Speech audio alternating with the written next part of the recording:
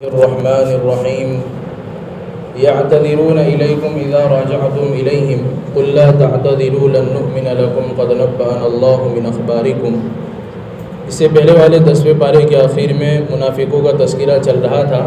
یہاں پر بھی اللہ تبارک و تعالی منافقوں کا ہی تذکرہ کر رہے ہیں، اور حضور اکرم صلی اللہ علیہ وسلم کو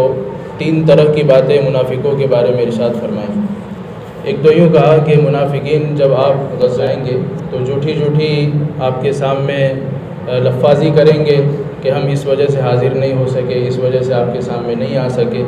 تو اللہ کے نبی علیہ الصلوۃ والسلام کو صاف کہہ دیا کہ آپ کہہ دینا لا تعتذروا لن نؤمن لكم قد نبأنا الله من اخباركم، کہ ہم جو ہے تمہاری باتوں پر یقین کرنے والے نہیں ہیں، اللہ نے ہم کو ساری باتیں تمہاری بتا دی ہے کہ تم کیوں نہیں آئے، تم جھوٹ بولتے ہو۔ پھر آگے اللہ کے نبی علیہ الصلوۃ والسلام نے دوسری آیت میں آپ کو کہا گیا کہ آپ ان سے اعراض کریں، ان کی باتوں کو مانیں نہ، اعراض بھی کریں، اور ساتھ میں اللہ تبارک و تعالیٰ نے یوں بھی حکم فرمایا کہ ان کے اوپر ڈانٹ ڈپٹ بھی نہیں کرنی ہے، بس ان کی باتوں سے اعراض کریں، ان کے منہ نہ لگے۔ پھر آگے ارشاد فرمایا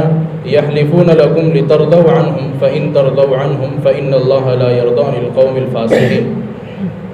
وہ تمہارے سامنے جھوٹی باتیں اس لیے پیش کریں گے تاکہ آپ ان سے راضی ہو جائیں، لیکن آپ ان سے ہرگز راضی نہ ہونا،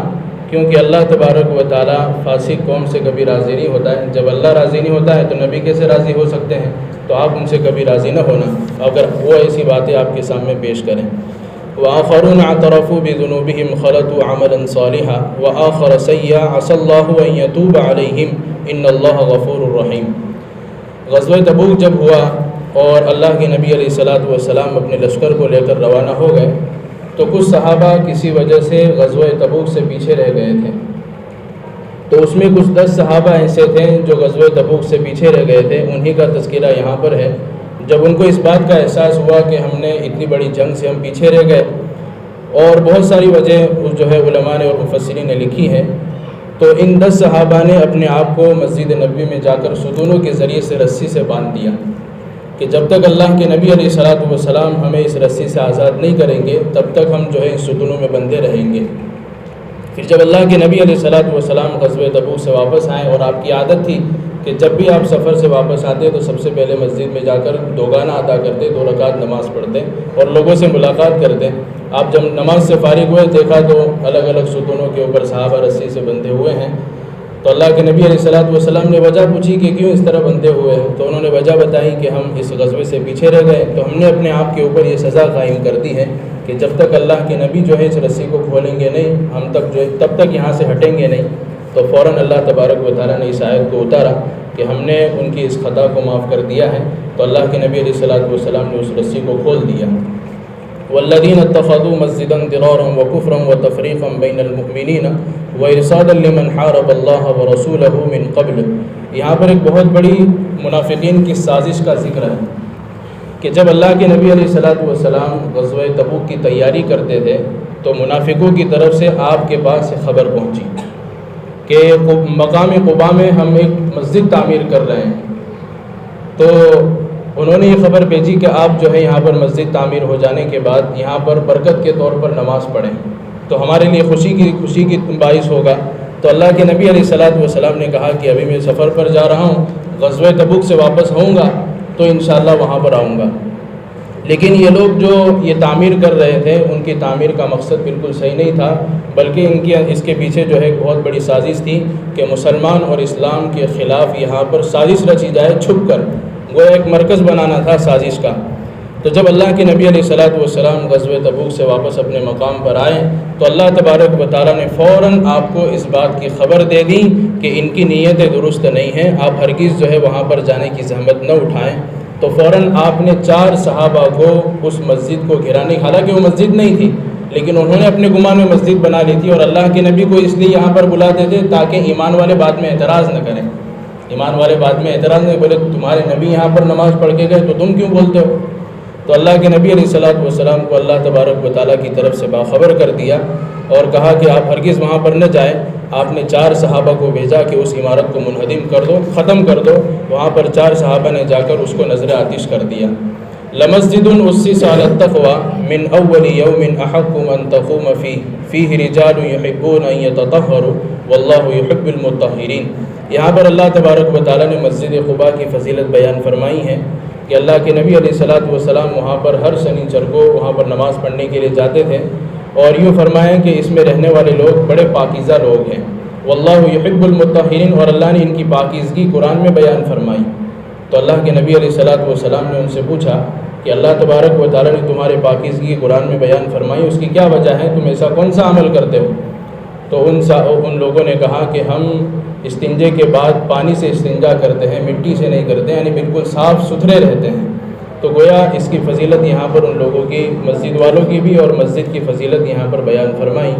ان اللہ اشتری من المؤمنین انفسهم واموالهم بان لهم الجنہ۔ یہ آیت اس وقت نازل ہوئی تھی جب اللہ کے نبی علیہ الصلوۃ والسلام نے کچھ صحابہ سے بیعت عقبہ کیا تھا، تو انہی کے اوپر یہ آیت نازل ہوئی، اور اس وقت اللہ کے نبی علیہ الصلوۃ والسلام نے ان سے اللہ کی عبادت کی، حقوق ادا کرنے کی، اور اسی طرح جہاد کرنے کی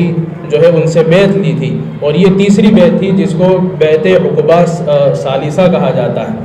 تو اس وقت اللہ تبارک و تعالیٰ نے آیت اتاری کہ اللہ تبارک و تعالیٰ نے ایمان والوں کی جانوں کو اور ان کی مالوں کو جنت کے بدلے میں خرید لیا ہے۔ اور اس وقت تک اس صحابہ نے پوچھا بھی تھا اللہ کے نبی علیہ الصلوۃ والسلام سے، اس بیعت پر ہم کو ملے گا کیا؟ تو اللہ کے نبی علیہ الصلوۃ والسلام نے فرمایا کہ جنت ملے گی۔ وعلى الثلاثة الذين خلفوا حتى إذا ضاقت عليهم الأرض بما رحبت وضاقت عليهم أنفسهم وظنوا أن لا ملجأ من الله إلا إليه۔ اس آیت میں اللہ تبارک و تعالیٰ نے ان 3 صحابہ کا ذکر کیا ہے جو غزوہ تبوک میں پیچھے رہ گئے، اور ان کی تفصیل بخاری کے اندر بھی اور مسلم کے اندر بھی حضرت کعب بن مالک رضی اللہ تعالیٰ عنہ نے اپنی زبانی بڑی تفصیل کے ساتھ بیان کیا ہے، اور وہ واقعہ جو ہے پڑھنے جیسا ہے کہ آدمی جب اس کو غور کی نگاہ سے اور دل سے پڑھتا ہے تو آنکھوں سے آنسو جاری ہو جاتے ہیں کہ ان کا حال کیا ہوا تھا۔ تو یہاں پر اللہ تبارک و تعالیٰ انہی کا تذکرہ کر رہے ہیں، اور وہ کون صحابی تھے جو 3 غزوہ تبوک میں پیچھے رہ گئے تھے؟ ایک تو حضرت کعب بن مالک تھے، اور دوسرا مرارہ ابن ربی تھے، اور تیسرے ہلال ابن امیہ۔ یہ 3 صحابی تھے جو غزوہ تبوک سے پیچھے رہ گئے تھے۔ اللہ تبارک و تعالیٰ نے 50 دنوں کے بعد ان کی توبہ کو جو ہے قبول فرمایا، کیونکہ انہوں نے اللہ کے نبی علیہ الصلوۃ والسلام کے سامنے کوئی جھوٹ نہیں کہا، بلکہ صاف صاف کہہ دیا کہ یا نبی اللہ، پہلے ہم جو ہے کچھ خوشحال میں نہیں تھے، لیکن اس مرتبہ جو ہے ہمارے مالوں نے ہم کو روک دیا۔ تو فوراً اللہ کے نبی نے کہا کہ تمہارا معاملہ جو ہے اللہ ہی طے کرے گا، کہ اللہ کی طرف سے جو فیصلہ آئے گا اس پر جو ہے ہم فیصلہ کریں گے کیا کرنا ہے۔ اور حتیٰ کہ اتنی سخت بات ہو گئی تھی کہ اللہ کے نبی علیہ الصلوۃ والسلام نے کہا تھا کہ ان کا سوشل بائیکاٹ کیا جائے، یعنی ان سے بات بھی کرنے کے لیے کوئی تیار نہیں تھا۔ اور جو ہے حضرت کعب بن مالک کہتے ہیں کہ مدینہ کی زمین وسیع ہونے کے باوجود بھی مجھ پر تنگ ہو گئی، کوئی جو ہے سلام کرتا ہوں تو جواب بھی نہیں دیتا ہے، حتیٰ کہ آخر میں اللہ کے نبی علیہ الصلوۃ والسلام نے ان کو حکم دیا تھا کہ اپنی بیویوں سے بھی دور رہو اور ان کو اپنے میکے بھیج دو۔ تو یہاں تک کی بات ہو گئی، لیکن یہاں پر اللہ تبارک و تعالیٰ نے ان کی توبہ کا ذکر فرمایا، اور مفسرین نے باریک نکتہ لکھا ہے کہ صحابہ قیامت تک آنے والے انسانوں کے لیے نمونہ ہیں، اچھی چیزوں میں نمونہ ہے اور بری چیزوں میں بھی نمونہ ہے، یعنی ان سے اگر برائی بھی سرزد ہوئی ہے لیکن بعد میں اللہ تبارک و تعالیٰ نے ان کی توبہ کے اوپر اور اللہ کے نبی علیہ الصلوۃ والسلام سے اللہ سے ان کے بارے میں توبہ کرنے پر ان کی خطاؤں کو معاف کر دیا ہے۔ یا ایھا الذین آمنوا اتقوا اللہ وکونوا مع الصادقین۔ یہاں پر اللہ تبارک و تعالیٰ نے متقی بننے کا نسخہ بیان فرمایا کہ متقی کیسے بنا جاتا ہے۔ اے ایمان والو، اللہ سے ڈرو اور سچوں کے ساتھ رہو۔ اور سچوں کی تفصیل جو ہے کچھ اس طرح بیان کی کہ ان کا قول بھی صحیح ہو، ان کا فعل بھی صحیح ہو، یعنی بات بھی حق کی کریں، اور جو عمل بھی کریں تو ان کا عمل بھی جو ہے اخلاص کے ساتھ ہو، ایسوں کے ساتھ رہنا، یعنی دیندار لوگوں کے ساتھ تمہارا اٹھنا بیٹھنا ہو، کیونکہ آدمی اس کا اثر لیتا ہے۔ آدمی کے اندر اللہ تبارک و تعالیٰ نے اثر لینے کا جذبہ رکھا ہے کہ اگر بروں کے ساتھ رہے گا تو بری اس کے اندر عادتیں آئیں گی، اچھوں کے ساتھ رہے گا تو اس کے اندر تقویٰ، طہارت، پاکیزگی، اللہ کا ڈر، وہ ساری چیزیں آئے گی۔ تو اسی لیے تقویٰ جو ہے اگر اختیار کرنا ہم چاہتے ہیں، اپنی زندگی میں لانا چاہتے ہیں، تو ایسے لوگوں کے ساتھ اٹھنا بیٹھنا ہو۔ لقد جاءکم رسول من انفسکم عزیز علیہ ما عنتم حریص علیکم بالمؤمنین رؤوف الرحیم۔ یہاں پر اللہ کے نبی علیہ السلام کی جو ہے فضیلت بیان فرمائی کہ تم ہی میں سے ہم نے رسول بنا کر بھیجا جو تمہارے لیے عزیز ہے، علیہ ما عنتم حریص، اور تمہارے بارے میں دنیا اور آخرت کے بارے میں حریص ہے، یعنی تم کو ہمیشہ کامیاب دیکھنا چاہتے ہیں، کبھی تم کو غلط راستے پر جاتے ہوئے اور بری چیزوں پر پڑتے ہوئے دیکھنا نہیں چاہتے، اور تمہارے بارے میں ہر مرتبہ جو ہے فکر مند رہتے ہیں کہ کس طرح یہ لوگ کامیاب رہیں۔ اسی لیے اللہ کے نبی علیہ السلام کی حدیث میں ایک فضیلت بیان فرمائی، فضیلت کے طور پر آپ کی صفت بیان فرمائی، دائم الحزن، آپ ہمیشہ غمگین رہتے تھے دوسروں کے بارے میں۔ فَإِن تَوَلَّوْا فَقُلْ حَسْبِيَ اللَّهُ لَا إِلَهَ إِلَّا هُوَ عَلَيْهِ تَوَكَّلْتُ وَهُوَ رَبُّ الْعَرْشِ الْعَظِيمِ۔ یہ کفار مشرکین کے بارے میں نازل ہوا کہ آپ کا کام جو ہے لوگوں کو دعوت دین کی دینا ہے، اگر پھر بھی، کیونکہ ماننے والے دو طرح کے ہوتے ہیں، ایک ماننے والے، ایک نہ ماننے والے، تو ماننے والے سے ظاہر سی بات ہے آدمی اپنی دعوت پیش کرے گا، اگر آدمی نے مان لیا تو خوش ہوگا، اور نہیں ماننے پر آدمی ناراض ہوتا ہے کہ اتنی دل سے دعوت دی اور وہاں اس کے گھر جا کر دعوت دی پھر بھی نہیں مانتا ہے، تو آدمی کے دل میں درد ہوتا ہے۔ اسی کو اللہ نے یہاں پر بیان فرمایا کہ کفار مشرکین اگر آپ کی بات کو نہ مانیں تو آپ دل برداشتہ نہ ہوں، اپنے دل کو چھوٹا نہ کریں، بلکہ صبر کے ساتھ کام لے۔ اور ایک اللہ کے نبی علیہ السلام کو دعا سکھائی، آپ کہہ دیجئے حسبی اللہ لا الہ الا هو علیہ توکلت وہو رب العرش العظیم۔ اس کے ذریعے سے سارے آپ کے غم ہلکے ہو جائیں گے۔ اور حدیث پاک میں، دوسری حدیث پاک میں حضرت عبداللہ ابن عباس رضی اللہ تعالیٰ عنہ کی روایت بیان فرمائی کہ اگر کوئی شخص اس آیت کو صبح میں 7 مرتبہ اور شام کو 7 مرتبہ پڑھے تو اللہ تبارک و تعالیٰ اس کے کاموں کی کفایت کر دیتا ہے اور اس کے سر کے اوپر سے غموں کو ہلکا کر دیتا ہے۔ تو ہم اس کے پڑھنے کا اہتمام کریں۔ سورہ یونس مکی صورت ہے، اس میں بھی اللہ تبارک و تعالیٰ نے توحید کو، رسالت کو، آخرت کو بڑا تفصیل کے ساتھ بیان کیا ہے۔ اور سورہ یونس اس لیے اس صورت کا نام رکھا گیا کہ دوسرے انبیاء علیہ السلام کے مقابلے میں حضرت یونس علیہ السلام کا واقعہ ہے وہ تھوڑا سا ہٹ کے ہے، جو آگے تفصیل کے ساتھ آ رہا ہے۔ اکان للناس عجبا ان اوحینا الی رجل منهم ان انذر الناس وبشر الذین آمنوا۔ کفار مشرکین کے اعتراض کا اللہ نے یہاں پر جواب دیا ہے۔ کفار مشرکین اعتراض کرتے تھے کہ اگر اللہ کو نبی بنانا ہی تھا تو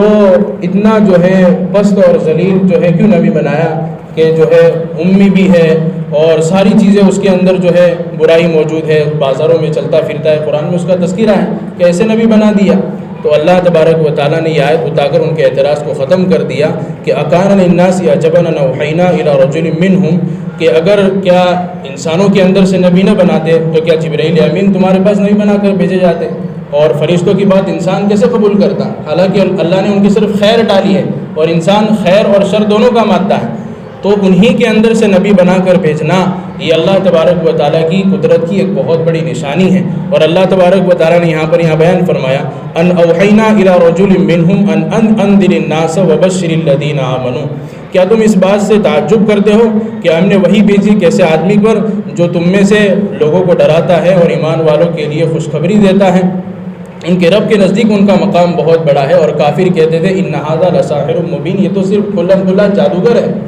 تو اس بارے میں اللہ تبارک و تعالیٰ نے صاحب بیان کر دیا کہ یہ تمہاری تعجب کی چیز کوئی تعجب کی چیز نہیں ہے، ہم نے تمہاری میں سے نبی بنانا اور تمہی کے اندر سے انسان کو نبی بنانا یہ ہماری قدرت کی نشانی ہے۔ اور آگے اللہ تبارک و تعالیٰ نے قدرت کی تفصیل بیان فرمائی، ان ربکم اللہ الذی خلق السماوات والارض فی 6 ایام، کہ یہ آسمان، یہ زمین، یہ ستارے، یہ چاند، یہ سارا کا سارا اللہ نے اپنی قدرت سے بنایا ہے، اور قدرت سے بنانے کے بعد بھی کسی انسان کے سپرد نہیں کیا۔ حالانکہ رات اور دن کا آنا، کہ رات آتی ہے، دن آتی ہے، پھر دن آتا ہے، پھر رات آتا ہے، پہلے رات دن کا کانسیپٹ تھا ہی نہیں۔ ہم جو کہتے ہیں نا کہ رات دن چھوٹے ہو گئے، بڑے ہو گئے، پہلے رات دن تھے ہی نہیں، لیکن اللہ تبارک و تعالیٰ نے اپنی قدرت سے اس کو بنایا بھی، اور ابھی بھی اس کے قبضے قدرت میں یہ ساری چیزیں ہیں کہ آسمان بھی اپنی جگہ پر برقرار ہے، زمین بھی اپنی جگہ پر برقرار ہے، سورج بھی اپنے وقت پر نکلتا ہے، چاند بھی اپنے وقت پر نکلتا ہے، اور ہزاروں لاکھوں سال ہو گئے۔ تو یہ ساری چیزیں اللہ کی قبضہ قدرت میں ہیں۔ اس بات کی نشانی ہے کہ ہے کوئی بنانے والا، ہے کوئی قدرت والا۔ وَإِذَا تُتْلَى عَلَيْهِمْ آيَاتُنَا بَيِّنَاتٍ قَالَ الَّذِينَ لَا يَرْجُونَ لِقَاءَنَا ائْتِ بِقُرْآنٍ غَيْرِ هَذَا أَوْ بَدِّلْهُ۔ کفار مشرکین کی طرف سے یہ بات تھی کہ جب اللہ کے نبی علیہ السلام قرآن کی آیتیں ان کے سامنے پڑھتے تھے تو کہتے تھے کہ یہ قرآن کے علاوہ کوئی دوسرا قرآن لے آؤ، کہ اس قرآن کے اندر تو اللہ کے بڑے بڑے سخت احکام ہیں جس پر ہم عمل نہیں کر سکتے. اور یہ یہی بات تھی جو یہودی حضرت موسیٰ علیہ السلام سے کرتے تھے کہ اگر ان کے پاس مشکل احکام آ جاتے تھے تو کہتے تھے کہ اس احکام کو بدل کے کوئی ایسا احکام لا دو کہ جو عمل پر آسانی کر دے ہوئے. آج بھی لوگ بہت سارے کہتے ہیں کہ جن کے پاس ایمان تو ہے، مسلمان تو ہیں، لیکن حقیقی ایمان نہیں ہے، اور جن کے پاس اسلام صحیح طریقے سے پہنچا نہیں ہے. بعض مرتبہ ان کی زبانوں سے بھی یہ بات نکل جاتی ہے کہ یہ کیا حجاب ہے، یہ کیا طلاق کا معاملہ ہے. تو اللہ تبارک و تعالیٰ نے صاف اللہ کے نبی کو کہہ دیا ان اتبع الا ما یوحی الی،